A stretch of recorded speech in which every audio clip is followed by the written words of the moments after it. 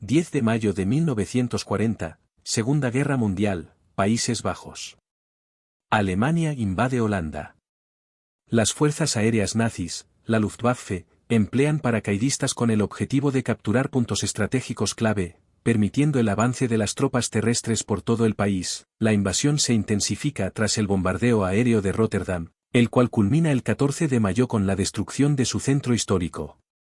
Tras esta ofensiva, los nazis amenazan con atacar del mismo modo la ciudad de Utrecht.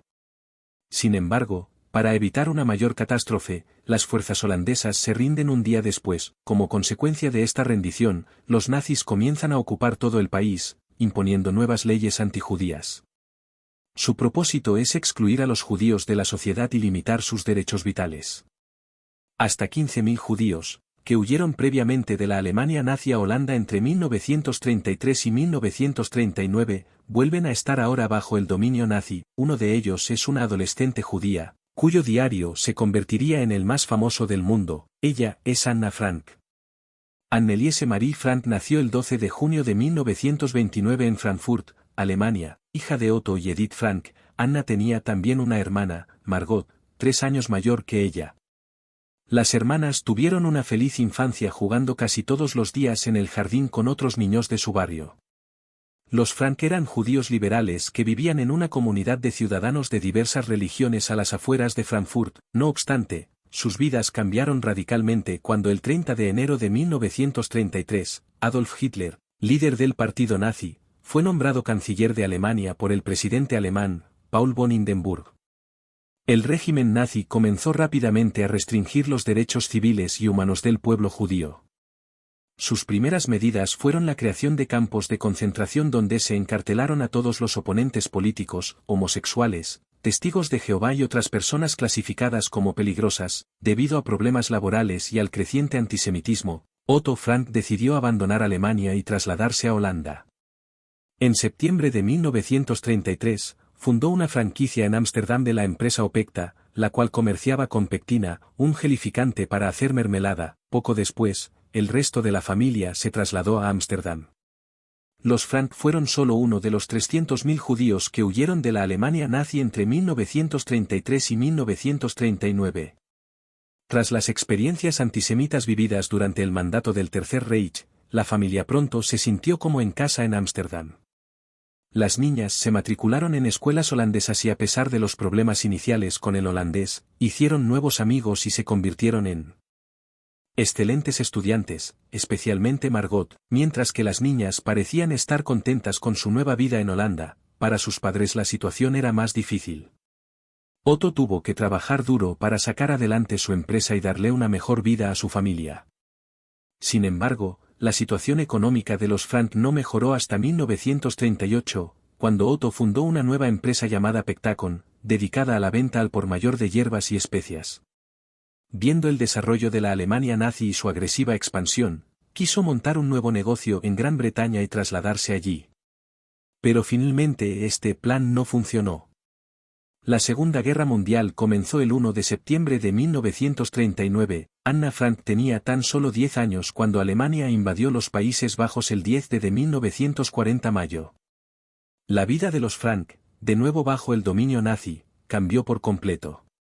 El régimen criminal nazi del que huyeron en 1933 les alcanzó finalmente en Holanda, el país que se había convertido en su nuevo hogar y que les había hecho libres para poder vivir su propia vida.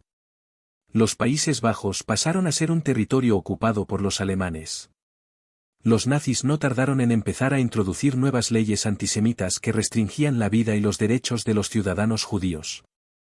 Los funcionarios fueron despedidos y las empresas hebreas, así como los propios judíos, tuvieron que registrarse. Se les prohibió visitar parques, cines o tiendas no judías. Muchos lugares fueron vedados para Anna, quien ya no podía asistir a la misma escuela pues todos los niños judíos tenían que ir a colegios separados del resto. Según estas nuevas leyes nazis, los judíos ya no podían dirigir sus propios negocios. Otto Frank se vio obligado a renunciar a sus empresas. Sin embargo, logró transferir el control de sus negocios a sus empleados, manteniendo, de este modo, sus empresas fuera del alcance de los nazis. La situación empeoró en 1941, tras una serie de redadas, cientos de hombres judíos fueron detenidos y deportados al campo de concentración de Mauthausen. Entre ellos, había amigos y conocidos de los Frank. Pronto llegarían noticias de la muerte de todos ellos. En ese momento, Otto comprendió que la situación era crítica e intentó emigrar a Estados Unidos y Cuba. A pesar de ello, nunca consiguió obtener los documentos necesarios. Fue en la primavera de 1942 cuando Otto Frank, previendo la detención de su propia familia, decidió crear un escondite en una parte vacía de su tienda, en Prinsengracht 263. El 29 de abril de 1942 se anunció, en los Países Bajos, la obligación de que todos los judíos portaran un distintivo amarillo en forma de estrella de David, como medio de identificación. Todos aquellos que fueran sorprendidos sin esta insignia después del 5 de mayo, fecha en la. Excelentes estudiantes, especialmente Margot, mientras que las niñas parecían estar contentas con su nueva vida en Holanda, para sus padres la situación era más difícil. Otto tuvo que trabajar duro para sacar adelante su empresa y darle una mejor vida a su familia. Sin embargo, la situación económica de los Frank no mejoró hasta 1938, cuando Otto fundó una nueva empresa llamada Pectacon, dedicada a la venta al por mayor de hierbas y especias.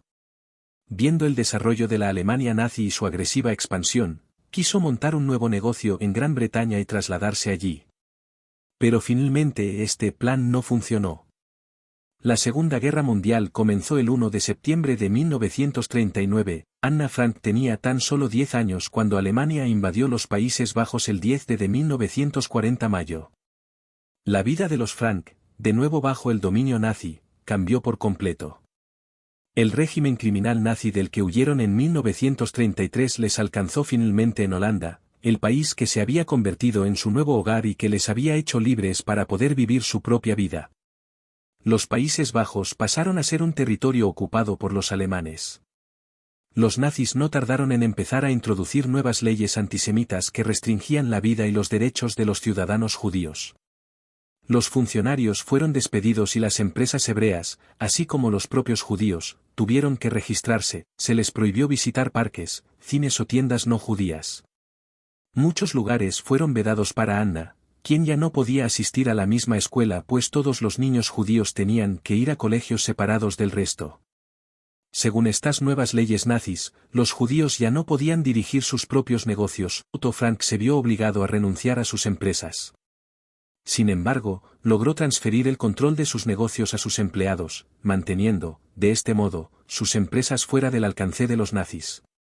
La situación empeoró en 1941, tras una serie de redadas, cientos de hombres judíos fueron detenidos y deportados al campo de concentración de Mauthausen. Entre ellos, había amigos y conocidos de los Frank. Pronto llegarían noticias de la muerte de todos ellos. En ese momento, Otto comprendió que la situación era crítica e intentó emigrar a Estados Unidos y Cuba. A pesar de ello, nunca consiguió obtener los documentos necesarios. Fue en la primavera de 1942 cuando Otto Frank, previendo la detención de su propia familia, decidió crear un escondite en una parte vacía de su tienda, en Prinsengracht 263.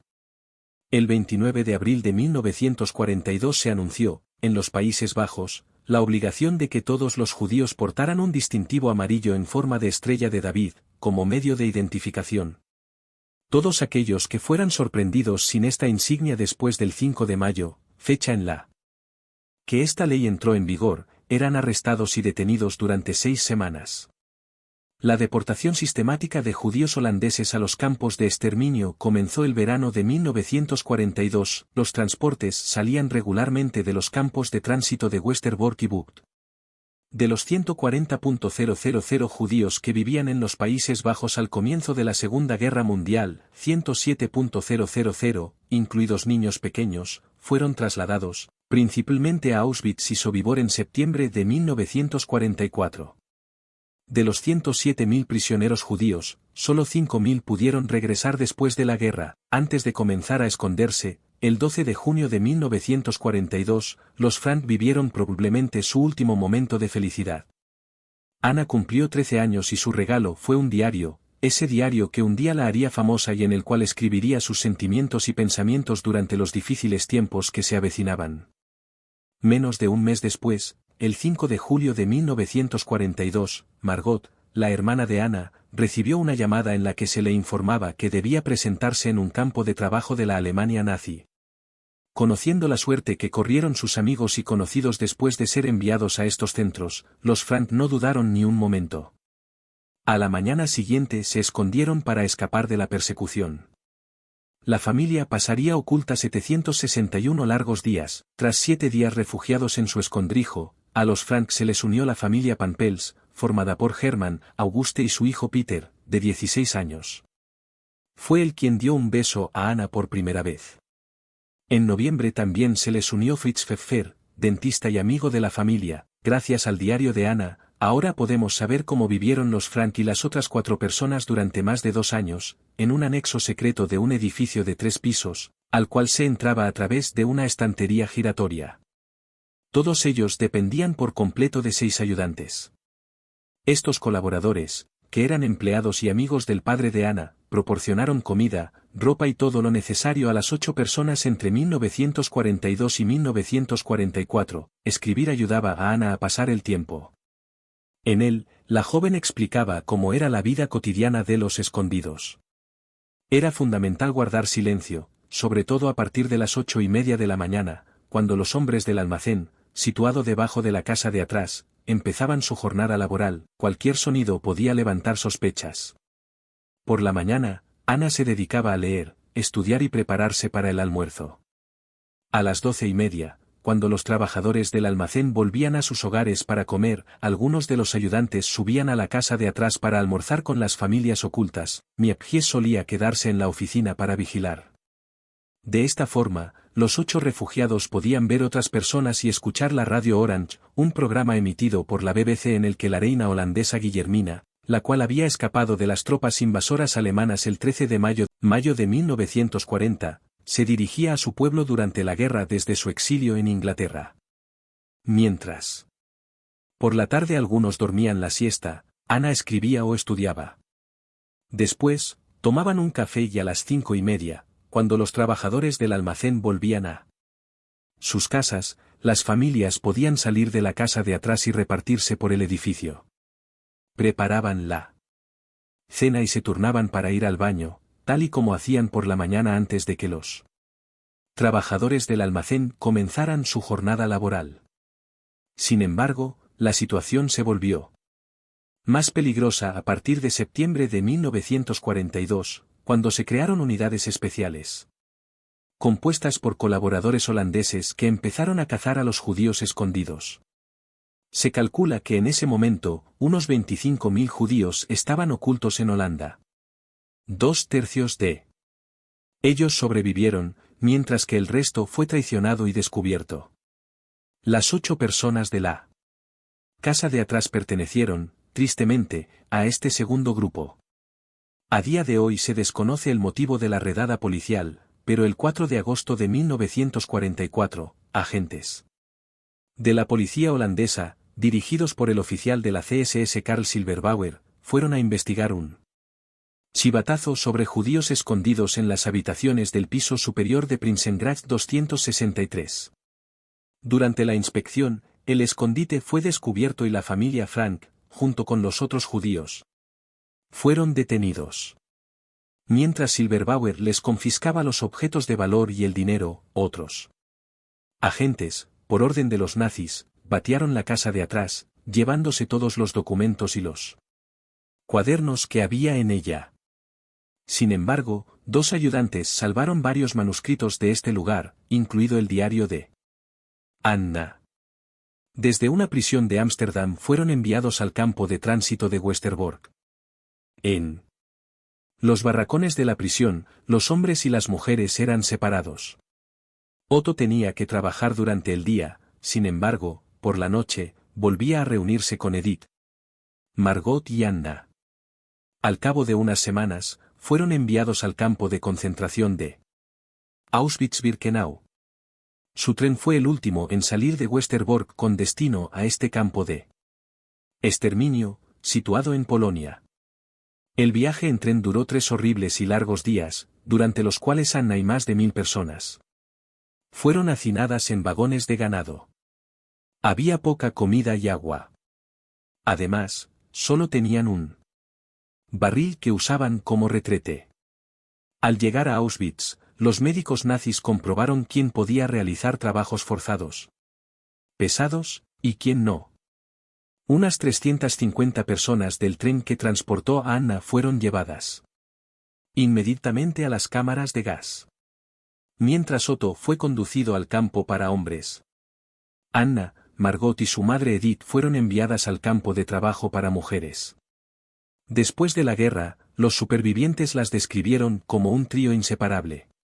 Otto no volvería a verlas nunca más. Anna y Margot fueron deportadas al campo de concentración de Bergen-Belsen a principios de noviembre de 1944. Sin embargo, sus padres se quedaron en Auschwitz.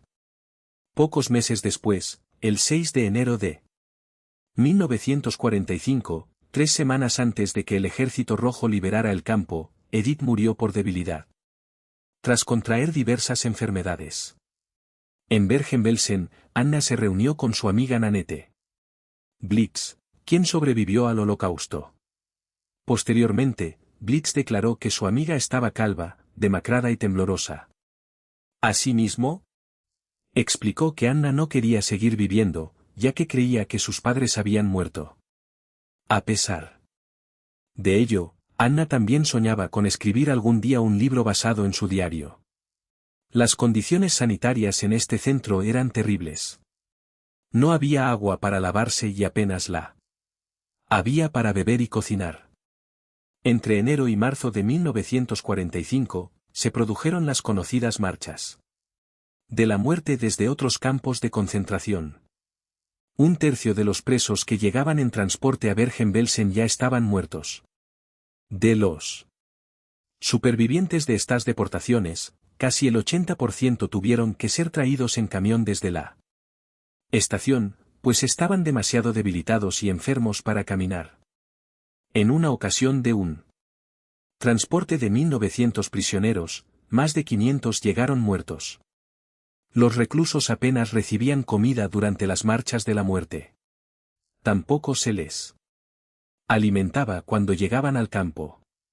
Estas deportaciones provocaron que el centro de Bergen-Belsen estuviera tan superpoblado que durante los meses de invierno, cuando hacía un frío glacial, los presos tenían que dormir sentados en el suelo. Además, debían compartir solo 200 mantas en un centro que contaba con decenas de miles de personas. Debido a las terribles condiciones de hambre, sed y epidemias de tifus, la tasa media de mortalidad diaria de los prisioneros era de entre 250 y 300 muertos. En estas terribles condiciones, Anna y Margot contrajeron el tifus. Después de la guerra, Gena Turgel, una superviviente de Bergen-Belsen, quien trabajaba en el hospital de campo, declaró que conocía a Anna. También recordó haberla visto, y en sus propias palabras, dijo que la joven se encontraba delirando, ardiendo y en un estado terrible. Por desgracia, Anna y su hermana no sobrevivieron. Ambas murieron en febrero de 1945 debido a los efectos del tifus. Margot sucumbió primero a causa de la conmoción sufrida por la caída desde su litera. Un día después, Anna también falleció. Al principio se creyó que las hermanas habían muerto unas semanas antes de la liberación del campo, el 15 de abril de 1945. Sin embargo, más tarde, se supo que podrían haber muerto ya en febrero. Anna y Margot forman parte de los millones de víctimas que murieron por inanición, sed, enfermedades, malos tratos o el exterminio con gas Ciclón B. A pesar de ello, hubo una persona de la casa de atrás que sí sobrevivió. Fue Otto, el padre de Anna. Liberado el 27 de enero de 1945, cuando los soviéticos entraron en Auschwitz, regresó a Holanda, donde se entera de que su mujer Edith ha muerto. No obstante, espera que Anna y Margot hayan sobrevivido. Otto vuelve a los Países Bajos el 3 de Junio de 1945, 9 días antes del 16º cumpleaños de Ana. Un mes más tarde, C.